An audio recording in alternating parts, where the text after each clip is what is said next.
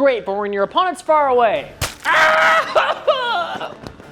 But sometimes your opponent isn't that far away.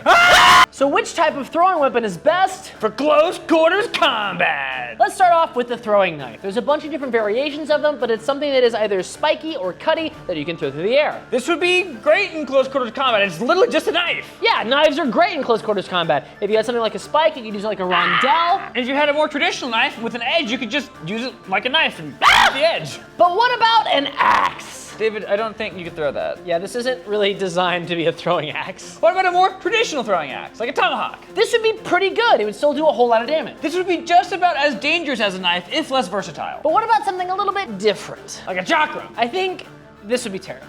Yeah. So the problem with this is it's one continuous blade, and part of that blade is on your hands. So we know that you can grip your own sword blade and not cut yourself at least that badly. And this kind of has that aspect to it, but at the same time, if you're parrying or thrusting or cutting, there's a lot of movement and shot going across your entire palm, and I think you just will get cut. Even if you had a glove on, it would still be uncomfortable, and there's not really an upside. When you're half swording, there's a lot of things you can do with that. With this, it's not really getting you any benefit for the risk. As a parrying device, it also just doesn't make that much sense. Even if I just place it from one side to the other, it might just skip off and still hit me, and all of that force is concentrated straight into my palm. So if we had to pick a winner out of these three for which is the best in close quarters combat, which would it be? It's gotta be the knife. I think so too. The axe is still pretty usable, but the knife is so versatile. There's so many things you can do with it. I just think that it wins.